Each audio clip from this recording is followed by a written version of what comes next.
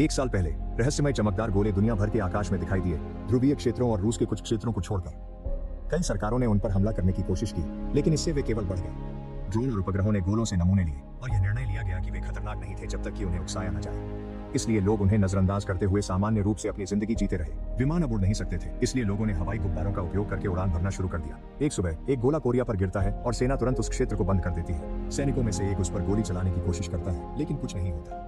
वह फिर से कोशिश करने के लिए असली बाजुका के लिए गोलियां बदलता है, लेकिन इससे भी गोले को कोई नुकसान नहीं होता। अचानक गोला चमकने लगता है और एक चीखने की आवाज सुनाई देती है जब एक भयानक प्राणी बाहर आता है। 4 हफ्ते बाद सुंगजिन हाई स्कूल में मिस यून यंग घोषणा करती हैं कि कॉलेजों के लिए प्रवेश रद्द कर दिए गए हैं। फिर वह टीवी चालू करती है ताकि रक्षा मंत्री को राष्ट्र को संबोधित करते हुए देख सके। सरकार को एलियंस से लड़ने के लिए और लोगों की जरूरत है, इसलिए हाई स्कूल के सीनियर्स को वयस्कों के साथ भर्ती किया जाएगा। शिक्षा को अभी भी प्राथमिकता दी जाएगी, इसलिए सैन्य प्रशिक्षण कक्षा के बाद होगा और छात्रों को कॉलेज प्रवेश के लिए अतिरिक्त क्रेडिट मिलेगा। छात्र घबराने लगते हैं, लेकिन यून यंग समझाती हैं कि किशोरों को केवल रिजर्व फोर्स के रूप में प्रशिक्षित किया जा रहा है, इसलिए उन्हें चिंता करने की जरूरत नहीं है।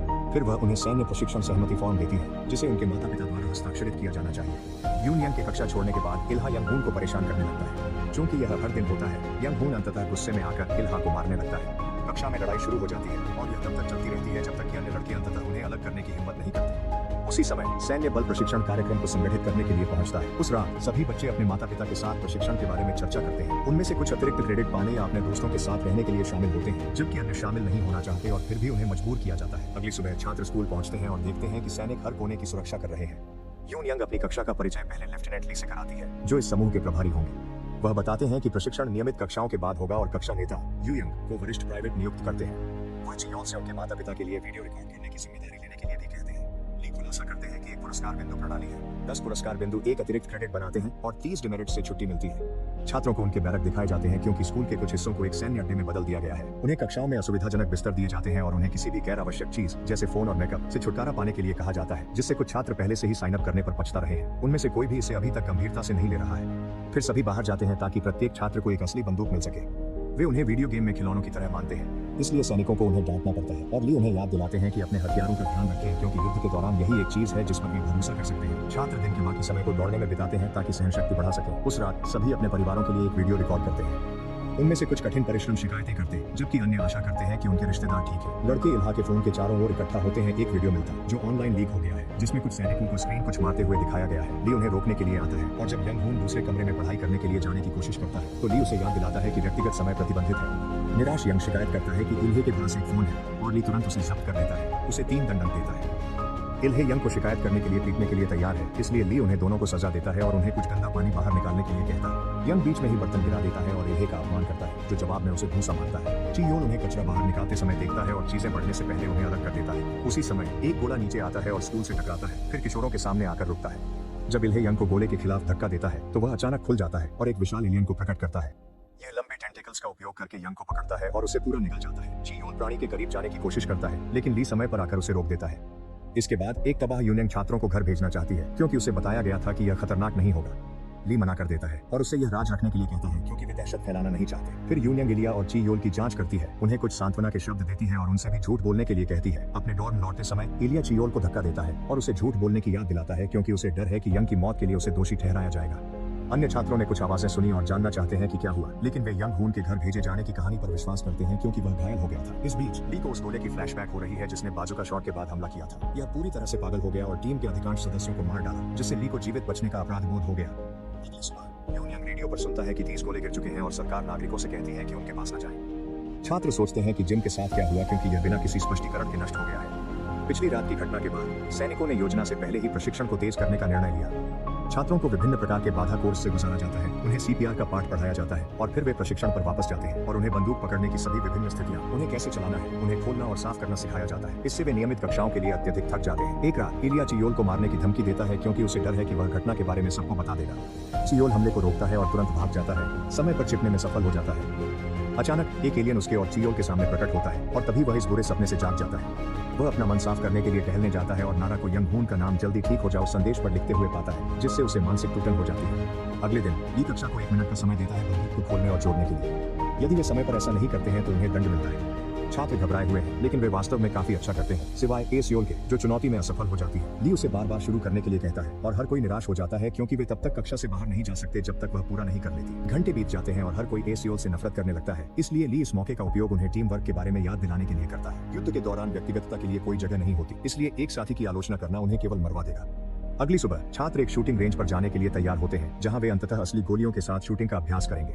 जब वे शहर के माध्यम से चलते हैं तो वे सड़कों और इमारतों को खाली देखकर आश्चर्यचकित होते हैं। पास में जमीन में एक छेद है जिसमें एक गोला छिपा हुआ है। शूटिंग रेंज पर पहले से ही एक और स्कूल अभ्यास कर रहा है और हर कोई असली बंदूकों की बहुत तेज आवाज से चौंक जाता है। समूह कुछ समय के लिए अभ्यास करता है जबकि लगातार शोर की शिकायत करता रहता है। जब वे समाप्त करते हैं तो ली उनकी निशाने की कमी की आलोचना करता है और नारा को बधाई देता है कि वह एकमात्र है जिसने लक्ष्य के केंद्र को मारा। बाकी सभी को फिर से अभ्यास करना पड़ता है और वे शिकायत करते हैं जब तक ली उन्हें अधिक अंक देने का वादा नहीं करता। स्कूल वापस जाते समय ली समूह से कहता है कि वे एक ब्रेक लें। उसने क्षेत्र में गोली के छेद देखे हैं, इसलिए वह जांच करना चाहता है, लेकिन वह इसके बारे में केवल अन्य सैनिकों को बताता है। आदेशों की अवहेलना करते हुए हीरो और डायमंड एक दुकान में स्नैक्स लेने के लिए जाने का निर्णय लेते हैं। जब यूनियन देखती है कि वे गायब हैं, तो वह सैनिकों को बताती है, इसलिए वे उन्हें खोजने के लिए जाते हैं। फिर यंग सू शिक्षक को बताता है कि उसने अपने दोस्तों को खाना देने की बात करते हुए सुना था। दो सैनिक जमीन में एक छेद पाते हैं, केवल यह पता लगाने के लिए कि वो खाली है। इस बीच यू यंग और यू यंग गायब लड़कों को खोजने के लिए जाते हैं। यू यंग को जमीन पर एक बंदूक मिलती है और जब वह उसे उठाती है तो वह चिल्ला उठती है क्योंकि उसे उससे जुड़ा एक हाथ दिखाई देता है। छात्र उसकी आवाज सुनते हैं और उसकी जगह पर दौड़ते हैं, इसलिए जब वे भी हाथ देखते हैं तो वे डर जाते हैं। यून यंग उसे सांत्वना देने की कोशिश करती है, जबकि पास में खून और जूते देखती है, जिससे वह बहुत करीब से देखने लगती है। जियो उसे रोकने की कोशिश करता है और इतना डर जाता है कि वह उसे याद दिलाता है कि यंगू ने गोले की वजह से मरा था, जो सभी को चौंका देता है। शिक्षक फिर भी आगे बढ़ती रहती है और यह देखकर भयभीत हो जाती है कि दूसरे स्कूल के छात्रों के विकृत शवों को छोटे एलियंस का एक समूह खा रहा है। जब वह बच्चों को भागने के लिए चिल्लाती है तो एलियंस उसके पीछे आ जाते हैं। यून यंग हताशा में गोली चलाती है और दो राक्षसों को मारने में सफल होती है, लेकिन बाकी सभी निशाने चूक जाती है और अंततः गोलियां खत्म हो जाती हैं। एलियंस उसके पास पहुंचते हैं और उसके छात्रों के सामने उसे मार देते हैं। उसी क्षण सैनिक वापस आते हैं और गोलीबारी शुरू कर देते हैं, लेकिन उनमें से एक का तुरंत सिर काट दिया जाता है। जैसे ही दूसरा सैनिक एलियंस पर गोली चलाना जारी रखता है, छात्र घबरा जाते हैं और अलग अलग दिशाओं में भागने लगते हैं। वे सुरक्षा के लिए इमारतों में प्रवेश करने की कोशिश करते हैं और भी अधिक मृत शरीर देखते हैं। ची योल का समूह एक खून से लथपथ लड़की को मदद मांगते हुए पाता है, लेकिन जब उसके पीछे एक एलियन आता है तो वह मर जाती है। जब वह छात्रों पर हमला करने वाला होता है, ली उसे गोली मारकर गिरा देता है। एक अलग इमारत में एलियंस भी बाहर आ रहे हैं। दो जीव टेंटिकल से एक को पकड़ लेते हैं और बच्चे दोस्त को तब तक पीछे खींचे रखते हैं जब तक कि और सैनिक आकर उन दैत्यों को खत्म नहीं देते। एक आत्मा मॉल में प्रवेश करती है और दरवाजे बंद कर देती है जब एलियंस पास पहुंचने वाले होते हैं। हालांकि वे कांच पर धक्का देते उसे भागते रहना पड़ता है। एक गली में एक लड़की को एक एलियन पकड़ लेता है, लेकिन इससे पहले कि वह हमला कर सके, एक सैनिक एलियन को गोली मार देता है। दुर्भाग्यवश एक दूसरा प्राणी सैनिक पर कूदता है और तुरंत उसे मार देता है। लड़की खुद को एक कार में बंद करने के लिए दौड़ती है और अपने दोस्तों के लिए इसे खोलने से इनकार कर देती है, इसलिए दो लड़कियों को एलियन के फिर से हमला करने से पहले भागना पड़ता है। वे एक आपातकालीन केबिन में एक साथ छिप जाते हैं और अलार्म दबाते हैं, जो और भी एलियंस को बुला लेता है जो कांच को तोड़ने लगते हैं। आखिरकार सैनिक एक दिन कुछ छात्रों को ढूंढता है और उन्हें ली के साथ फिर से मिलाने के लिए मार्गदर्शन करता है, जिसने भी कुछ किशोरों को बचाया है। वे कुछ सीढ़ियों पर छिप जाते हैं जबकि चुप रहने की कोशिश करते हैं। जब ली देखता है कि प्राणी अलार्म की आवाज का पीछा कर रहा है तो वह भी ऐसा ही करता है और समय पर पहुंचकर सभी एलियंस को गोली मार देता है, इससे पहले कि वे लड़कियों तक पहुंचे। एक छिपा हुआ एलियन लगभग उसे पकड़ लेता है, लेकिन उसे नारा द्वारा गोली मार दी जाती है। दुकान में हीरो और टैमन एक एलियन को ढूंढते हैं और मजे के लिए उसे छेड़ते हैं, जिससे प्राणी हमला कर देता है। लड़कों को निहत्था कर दिया जाता है और उन्हें दुकान के चारों ओर दौड़ना शुरू करना पड़ता है, अंग खींचते हुए। जैसे ही उनके चारों ओर शेल्फ गिरते रहते हैं, हीरो के एक फ्रीजर का दरवाजा खुलता है, ढाल के रूप में इस्तेमाल कर सके और एलियन को अंदर धकेल देता है। फ्रीजर के ठंडे तापमान से प्राणी तुरंत मर जाता है और लड़के भाग जाते हैं। एक पार्किंग लॉट में एक और समूह चुपके से घूमने की कोशिश कर रहा है जब एक एलियन छत पर दिखाई देता है। किशोर गोली चलाते हैं और हर निशाना चूक जाते हैं, लेकिन जब एलियन कूदता है तो जी एल उसे एक कचरे के डिब्बे से पकड़ने में सफल हो जाता है। एक वैन में एक प्राणी वो ताइमिन की गर्दन पकड़ लेता है, लेकिन उसके दोस्त कार का दरवाजा बंद कर देते हैं ताकि टेंटिकल को काट सके। जंगसू कचरे के डिब्बे को नीचे दबाए रखता है ताकि बाकी लोग भाग सके, लेकिन एलियन बहुत ताकतवर है और डिब्बे को धक्का देकर भाग जाता है। जब प्राणी जंगसू को मारने की कोशिश करता है तो सो यून ध्यान केंद्रित करती है और पहले उसे गोली मारने में सफल हो जाती है।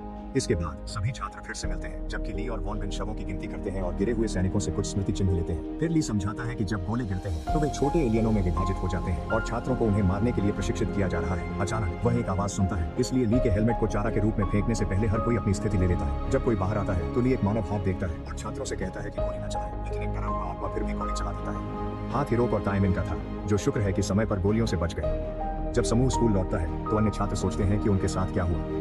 ली को याद आता है कि कैसे उसने किशोरों को सैनिक के रूप में इस्तेमाल करने का विरोध किया था, लेकिन उसके वरिष्ठ ने उसे बताया कि उन्हें प्रशिक्षित करना और उन्हें लड़ने का मौका देना बेहतर है। छात्र इस अनुभव से बहुत आहत हैं और घर जाने के लिए अपनी चीजें पैक करने लगते हैं। ली उन्हें रोकता है और बताता है कि बाहर खतरनाक है और स्कूल सबसे सुरक्षित जगह है।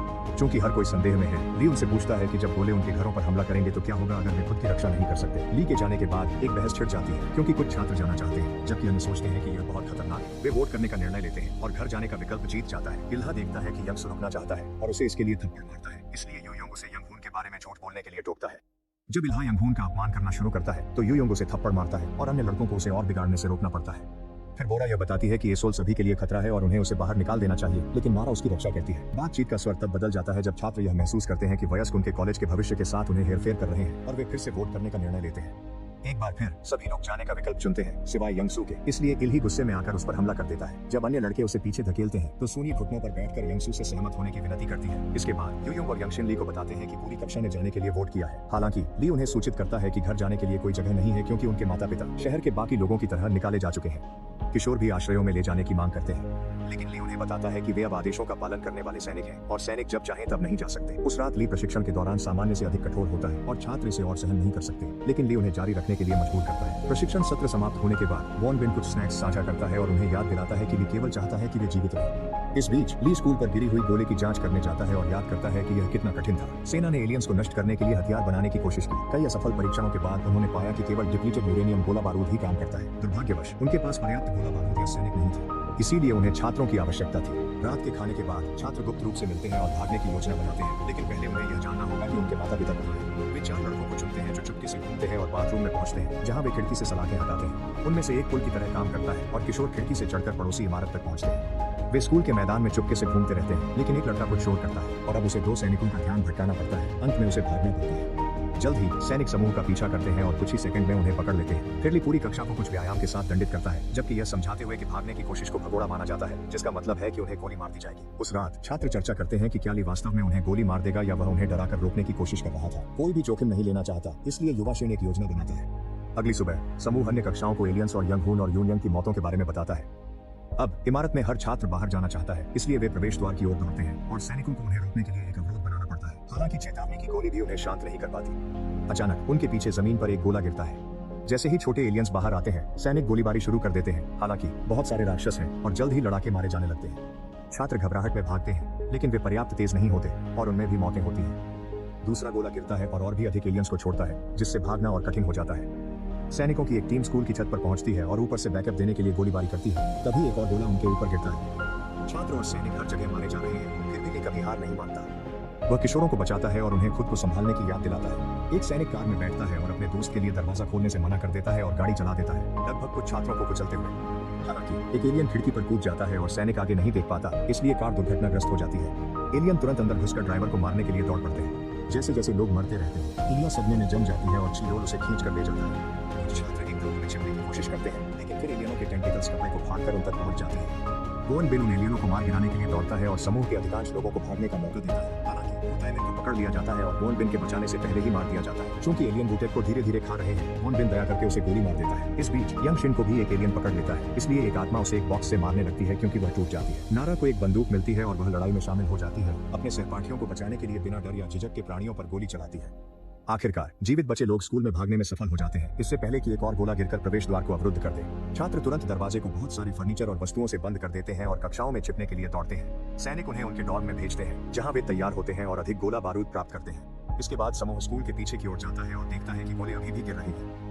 हर जगह लाशें पड़ी हैं और एलियंस उन पर भोजन कर रहे हैं। ली छात्रों को 2 टीमों में विभाजित करता है और उन्हें 2 अलग-अलग ट्रकों की ओर दौड़ने के लिए कहता है, जबकि सैनिक नारा और जंगसू के साथ कवर प्रदान करते हैं। जैसे ही 4 निशानेबाज अधिक एलियंस को गिराते हैं, सभी लोग दौड़ना शुरू कर देते हैं और जल्द ही ट्रकों तक पहुंच जाते हैं। उसी समय एक हेलीकॉप्टर आकाश से गिरता है और इसे देखकर सूली का मानसिक संतुलन बिगड़ जाता है। वह वाहन में चढ़ने से इनकार कर देती है। पीछे से 2 एलियंस आ रहे हैं और एसियोल उन्हें शूट करने की कोशिश करती है, लेकिन उसकी बंदूक काम नहीं कर रही है। सौभाग्य से उसके दोस्त उन्हें वैसे भी मार देते हैं। सूनी को जबरदस्ती ट्रक में धकेल दिया जाता है, जबकि आखिरी लड़की फिसल कर गिर जाती है, जिससे उसका टखना मुड़ जाता है। और भी हेलीकॉप्टर आ रहे हैं, हालांकि उन पर भी एलियंस हमला कर रहे हैं। ट्रक चल पड़ते हैं और वॉन बिन पीछे छूट जाता है। घायल लड़की भी अंदर नहीं जा पाती और ली उसे नहीं देखता, इसलिए एलियंस उस पर हमला कर देते हैं और उसे मार देते हैं। जब ली अंततः यह सुनता है तो वह ट्रक रोकता है, लेकिन वॉन बिन उनके पास पहुंच जाता है और उसे याद दिलाता है कि अब बहुत देर हो चुकी है। ट्रक भागने के लिए चलते रहते हैं, जबकि शहर में गोले गिरते रहते हैं और भारी विनाश करते हैं। कुछ घंटे बाद ट्रक पहाड़ों के चारों ओर घूम रहे हैं।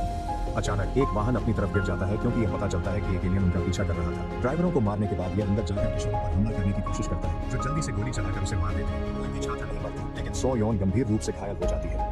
सो योन के घाव पर पट्टी बांधते समय वे अपनी बंदूकें चेक करते हैं और महसूस करते हैं कि उनके पास गोला बारूद खत्म हो गया है। वे यह भी देखते हैं कि इस क्षेत्र में ज्यादा गोले नहीं हैं, जिसका मतलब है कि एलियंस ने निश्चित रूप से घनी आबादी वाले स्थानों को निशाना बनाया था। यंगशिन को एक नक्शा मिलता है और वह पता लगाता है कि शरण स्थल 20 किलोमीटर दूर है। हालांकि छात्र सहमत होते हैं कि सो योन के घाव और तेज गर्मी को देखते हुए पैदल चलना बहुत दूर है, इसलिए वे मदद का इंतजार करने का निर्णय लेते हैं। कुछ किशोर इधर उधर देखते हैं और एक इमारत पाते हैं, इसलिए वे फिलहाल वहां छिपने का निर्णय लेते हैं। जाने से पहले यंग शिन ट्रक पर एक तीर खींचता है जो घर की दिशा की ओर इशारा करता है। इमारत में फोन काम नहीं कर रहा है, लेकिन कम से कम वहां पानी चल रहा है। वहां तरल नाइट्रोजन के टैंक और गैरेज में एक ट्रक भी है, लेकिन किसी को गाड़ी चलाना नहीं आता।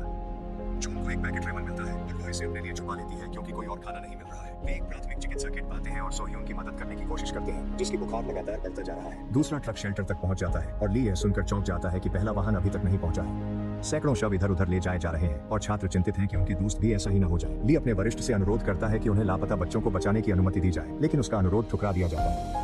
फिर वोन बिन एक सैनिक का ध्यान भटकाता है ताकि उसके ट्रक की चाबियां चुरा सके और ली जाने के लिए तैयार हो जाता है। छात्र यह सुन लेते हैं और उसके साथ जाने के लिए सहमत हो जाते हैं, सिवाय यंगसू के। जब ली को कोई आवाज सुनाई देती है तो वह ट्रक रोकता है और छात्रों को पीछे बैठे हुए पाता है। वह उन्हें वहीं रहने को कहता है, पर वे उसे मना लेते हैं। पुरानी इमारत में वापस यूं ही अकेले रेमन खाने के लिए चुपके से बाहर निकलती है। उसी समय वह एक एलियन को देखती है और अपने दोस्तों के पास वापस भागती है। एलियन उसके पीछे दौड़ता है, इसलिए पूरा समूह सुनिश्चित करता है कि वे अंदर छिप जाएं और दरवाजे को बंद कर दें। जब प्राणी वेंटिलेटर में घुसता है तो किशोर एक अलग कमरे में भागते हैं और दरवाजा फिर से बंद कर देते हैं, इससे पहले कि एलियन बाहर कूदे। ज्यादातर खिड़कियों पर सलाखें हैं, लेकिन एक टूटी हुई है, इसलिए वे उसे रोकने के लिए फर्नीचर को खिसकाते हैं। एलियन खिड़की से लेकर मुख्य दरवाजे तक चलता रहता है, उनके बाहर आने का इंतजार करता है। रात तक सोयोन की हालत बहुत खराब हो जाती है। उसका बुखार आ गया है और उसकी चोट सड़ रही है। उनके पास ट्रक उपयोग करने विकल्प नहीं है, इसलिए चियोल बाहर जाने और एक बचने का रास्ता खोजने के लिए स्वयं सेवा करता है। वह चुपचाप एलियन पर नजर रखते छिपता है और एक खिड़की ढूंढता है जिसका उपयोग वे पीछे से बाहर निकलने के लिए कर सकते हैं, लेकिन उसे इसे खोलने के लिए औजारों की जरूरत होगी। वह गैरेज तक पहुंचता है और एक औजार ढूंढता है, लेकिन जो थोड़ी सी आवाज वह करता है वह भी एलियन का ध्यान आकर्षित करने के लिए पर्याप्त है। चियोल इसे आईने में देखता है और इसके हमले से बचने में सफल होता है। फिर वह इसे विचलित करने के लिए उस पर एक बाल्टी फेंकता है और बाहर भागकर इसे गैरेज के दरवाजे से मारता है। प्राणी फिर भी चियोल का पीछा करता है, इसलिए बाकी लोग जल्दी से दरवाजा खोलते हैं और उसे अंदर आने में मदद करते हैं। फिर से कमरे को बंद कर देते हैं। फिर यंगशन टीवी चालू कर देता है ताकि शोर एलियन को वे वही है, जबकि वे खिड़की से भाग जाते हैं। जैसे ही समूह चुपके से घूमता है, टीवी खराब होने लगता है और एलियन उन्हें बाहर सुन लेता है, इसलिए हमला करने के लिए तैयार हो जाता है। जब कुछ लड़के इसे वेंट में वापस धकेलने की कोशिश करते हैं तो बाकी लोग सोह्यून को लेकर गैरेज की ओर भागते हैं और अब उन्हें ट्रक की चाबियां ढूंढनी है। एलियन अंततः लड़कों को गिरा देता है, जो खुद को एक संकेत से बचाते हैं। काफी प्रयास के बाद वे प्राणी को धक्का देकर हटा देते हैं और बाकी लोगों के साथ जुड़ने के लिए दौड़ते हैं ताकि वे अंततः दरवाजा बंद कर सके। जब उन्हें चाबी मिलती है तो वे इस बात पर झगड़ते हैं कि कौन गाड़ी चलाएगा और चाबी उनकी पहुंच से बाहर गिर जाती है। एलियन छत में एक छेद से अंदर आने की कोशिश कर रहा है, इसलिए यंगशिन किसी को चारा बनना होगा। वह सोचता है कि सोह्यून होना चाहिए। बाकी लोग निष्पक्ष खेलना चाहते हैं, इसलिए वे लट पर छोड़ने के लिए डंडे खींचते हैं। हिरोक हार जाता है, लेकिन जांगसू इसके बजाय इसे करने के लिए स्वयं सेवा करता है। एक फ्लैशबैक दिखाता है कि वह अपने माता पिता के लिए वीडियो रिकॉर्ड कर रहा है और यह प्रकट करता है कि उसके पिता एक सैनिक थे, इसलिए उन्होंने उसे बलिदान और एक समूह को बचाने के लिए खलनायक बनने के बारे में बहुत सारी सलाह दी। इस बीच ली और अन्य छात्र शहर पार करते हैं और सभी मौत और विनाश को देखते हैं। आखिरकार वे गिरे हुए ट्रक को ढूंढ लेते हैं, लेकिन इससे पहले कि वे आगे बढ़ सकें, वे पास में कुछ एलियंस को देखते हैं। वे तुरंत गोलीबारी शुरू कर देते हैं और कुछ ही मिनटों में सभी को मार देते हैं। गैरेज में समूह चाबियां निकालता है, जबकि जांगसू बाहर आता है और पेंट की बाल्टी से शोर मचाना शुरू कर देता है। एलियन छत पर दिखाई देता है, उसे क्षेत्र के चारों ओर पीछे करने लगता है। ट्रक जल्द ही चल पड़ता है, जांगसू को एलियन के साथ पीछे छोड़ते हुए। कुछ मील बाद समूह आखिरकार वाहन को रोकता है और महसूस करता है कि हुईराग गायब है। इमारत के पास पीछा जारी रहता है और प्राणी जांगसू को कोने में घेरने में सफल हो जाता है। जब यह हमला करने के लिए कूदता है, हुईराग टैंकों से नाइट्रोजन का उपयोग करके इसे गिरा देता है और मार डालता है। फिर यह जोड़ी जाने की कोशिश करती है, लेकिन ली द्वारा रोकी जाती है क्योंकि और एलियंस आ रहे हैं। ली और नारा उन्हें गोली मारकर गिरा देते हैं और अंततः सभी को बचा लेते हैं। सुबह में ली और सभी छात्र बेस पर लौट आते हैं। किशोर यंगसू को न आने के लिए अपमानित करने के लिए तैयार है, लेकिन वोन बिन उसकी रक्षा में आता है। ली को उसके वरिष्ठ द्वारा डांटा जाता है, जो अपनी बंदूक निकालता है, लेकिन कहता है कि वह उसे केवल तभी सजा देगा अगर यह फिर से होता है। अगले कुछ हफ्तों के लिए किशोरों को सैन्य जीवन के साथ तालमेल बिठाना होगा।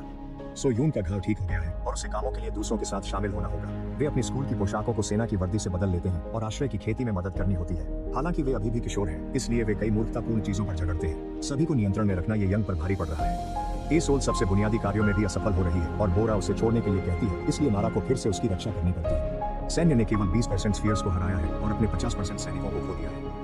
अधिकांश स्फीयर्स आबादी वाले क्षेत्रों के पास इकट्ठे होते हैं क्योंकि ऐसा लगता है कि एलियंस अपनी पोषण मनुष्यों से लेते हैं। उन्होंने हाल ही में खोजा है कि एलियंस ठंड के खिलाफ कमजोर है, इसलिए अब संयुक्त राष्ट्र क्रायोजेनिक हथियार विकसित कर रहा है। हालांकि कमांडर यह इंगित करता है कि स्फीयर्स अभी भी हमला कर रहे हैं और वे नए बंदूकों के तैयार होने तक इंतजार नहीं कर सकते, इसलिए उन्हें छात्रों का उपयोग करके पलटवार करना चाहिए। ली छात्रों को सूचित करता है कि वे सुबह एक विशेष मिशन पर पड़ोसी क्षेत्र में स्फीयर्स को मारने के लिए निकलेंगे। इनाम के रूप में उन्हें काम पूरा होने पर घर जाने की अनुमति दी जाएगी। शाम को वोन बिन यह इंगित करता है कि उन्हें छात्रों से उनकी अंतिम इच्छा लिखवानी चाहिए, लेकिन ली ऐसा करने की हिम्मत नहीं करता। यू यंग उन्हें सुन लेती है और खुद ही कागजात देने का फैसला करती है, यह कहते हुए कि यह सिर्फ एक औपचारिकता है। फिर भी हर कोई घबरा जाता है और उस पर चिल्लाता है, इसलिए जंगसू को उसकी रक्षा करनी पड़ती है। लड़के लगभग लड़ाई में पड़ जाते हैं और तनावग्रस्त यू यंग तंबू छोड़ देती है। जंगसू उसका पीछा करता है और उसके द्वारा किए गए हर काम के लिए सराहना करता है। उस रात कोई भी सो नहीं पाता, इसलिए वे अपनी इच्छाएं लिखने लगते हैं। जब ली और वोन बिन को पता चलता है कि यू यंग ने क्या किया, तो वे छात्रों के लिए थोड़ी पार्टी करने का फैसला करते हैं, जो भी थोड़े बहुत संसाधन उनके पास है। इससे उन्हें आराम करने और कुछ समय के लिए मिशन को भूलने का मौका मिलता है। अगली सुबह प्रत्येक छात्र को मिशन के लिए एक भूमिका दी जाती है। उन्हें 2 एलियन डिटेक्टर भी दिए जाते हैं, हालांकि उन्हें उन पर निर्भर नहीं होना चाहिए क्योंकि वे अभी तक परिपूर्ण नहीं है। जल्द ही वे निकटतम शहर में पहुंच जाते हैं, जहां उन्हें और अधिक मौत और विनाश मिलता है। उसी समय गोला डिटेक्टर कुछ 300 मीटर दक्षिण पश्चिम में पाते हैं, इसलिए उन्हें सावधानी से आगे बढ़ना होगा। ली एक खिलौना कार पाता है और उसे चारे के रूप में भेजता है, जिससे दर्जनों एलियन इमारतों से बाहर आ जाते हैं। टीम गोलीबारी शुरू करती है और हर कोने में जीवों को मारना शुरू कर देती है। पिछले महीने के प्रशिक्षण के बाद वे इसमें बहुत अधिक कुशल हो गए हैं। हालांकि एलियनों की संख्या बहुत अधिक है और कुछ छात्र घबराने लगे हैं, इसलिए दूसरों को उनके लिए कवर करना होगा। आखिरकार एलियन समझ जाते हैं कि वे टीम को नहीं तोड़ सकते और फिर से इमारतों के अंदर छिपने का फैसला करते हैं। अचानक एक एलियन पीछे से कूदता है और बहुत करीब आ जाता है, लेकिन जब वह एक कार में प्रवेश करता है तो टीम उसे गोली मार देती है। डिटेक्टर अन्य एलियनों को नहीं ढूंढ पा रहे हैं, इसलिए ली घोषणा करता है कि वे घर घर खोज करेंगे जब तक कि हर एलियन मर नहीं जाता। समूह इमारतों के चारों ओर देखने के लिए विभाजित हो जाता है और अधिक एलियनों को ढूंढता है और गोलीबारी शुरू कर देता है। जीव उनसे दूर भागने की कोशिश कर रहे हैं तो उन्हें गोली मारना मुश्किल है। जब एक डिटेक्टर पास में कुछ जीवों को ढूंढता है तो किशोर ऊपर देखते हैं और देखते हैं कि वे एक एंटीना गिरा रहे हैं और समय पर उसे चकमा दे देते हैं। सबसे अच्छे निशानेबाज एक छत पर रहते हैं और स्नाइपर्स के रूप में कवर प्रदान करते हैं। टीम शहर के चारों ओर एलियनों का पीछा करना शुरू कर देती है, ये सुनिश्चित करने के लिए दृढ़ संकल्पित कि एक भी नहीं बच पाए। एक घर के अंदर वॉनबेन एक आवाज सुनता है और गोली चलाने के लिए तैयार हो जाता है। केवल यह पता चलता है कि एक जीवित व्यक्ति जिसका नाम ह्यूसा है, वे उसे बाहर लाते हैं और जब वह अपने दोस्तों के शव देखती है तो वह टूट जाती है और बेहोश हो जाती है। ली भी तो जीवित लोगों को ढूंढता है और सभी को सफलतापूर्वक बचा लिया जाता है। एक बार जब सभी एलियन मर जाते हैं तो टीम निकटतम आश्रय स्थल पर जाती है। केवल यह पता चलता है कि एलियनों ने उस पर हमला किया है। अब जीव वहां से जा चुके हैं, लेकिन एक भी जीवित व्यक्ति नहीं बचा है। सभी शवों को देखकर टीम सोचने लगती है कि क्या उनके परिवार अन्य आश्रयों में सुरक्षित है। यूनसियो और उसके दोस्त बताते हैं कि उन्हें इस जगह पर आपूर्ति लानी थी, लेकिन एलियनों ने हमला कर दिया और उनके कमांडर ने उन्हें छोड़ दिया।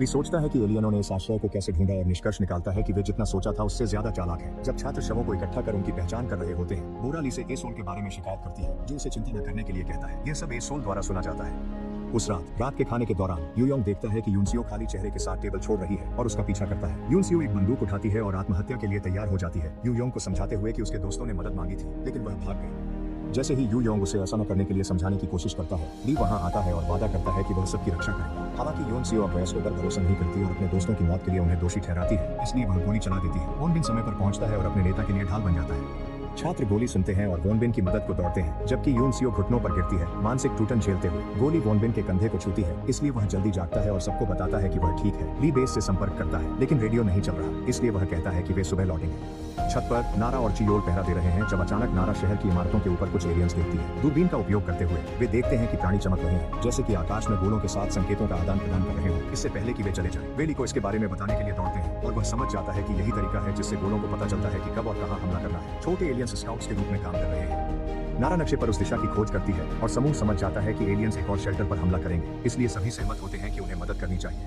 अगली सुबह ली एक योजना बनाता है। वह चाहता है कि एलियंस को विश्वविद्यालय की इमारत में लुभाया जाए और उन्हें डायनामाइट और घटित यूरेनियम से बने बमों से उड़ा दिया जाए। बम बनाने के लिए कड़ी मेहनत करने के बाद टीम उन्हें सेट करने के लिए विश्वविद्यालय में फैल जाती है। वे सुरक्षा कैमरों का उपयोग करने के लिए जनरेटर भी चालू करते हैं। दुर्भाग्यवश एलियंस अपेक्षा से अधिक तेजी से आगे बढ़ने लगते हैं और टीम सभी बमों को स्थापित नहीं कर पाती। वे विश्वविद्यालय के सायरन और कार अलार्म को चारा के रूप में चालू करते हैं, जबकि वे इमारत के चारों ओर दौड़ते हैं ताकि हर दरवाजा और खिड़की बंद कर सके। एलियंस अविश्वसनीय रूप से तेजी से आगे बढ़ रहे हैं और छात्रों को सुरक्षा के लिए दौड़ना पड़ता है। बम अभी तक तैयार नहीं है, इसलिए ली स्वयं सेवा करता है काम पूरा करने के लिए और उन्हें उसके बिना छोड़ने के लिए मजबूर करता है। समूह छिपने के लिए दूसरी इमारत में घुसता है। एलियंस विश्वविद्यालय पर हमला कर देते हैं। ली बमों को पूरा करता है और चारों ओर दौड़ता है। एलियंस को शूट करने की कोशिश करता है और एक निकास की तलाश करता है, यहाँ तक कि जब वे अपनी टेंटिकल्स से उसका पैर पकड़ लेते हैं, वह लड़ाई जारी रखता है।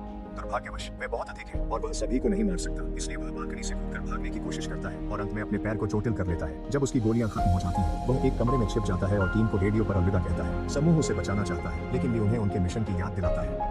बहुत सारे आंसू और हिचकिचाहट के बाद यूएम डेटोनेटर का उपयोग करता है, विश्वविद्यालय को उड़ा देता है और अंदर के सभी जीवों को मार देता है। सुनिश्चित करें कि आप सब्सक्राइब करें और नोटिफिकेशन चालू करें ताकि आप इस तरह के और वीडियो देख सकें।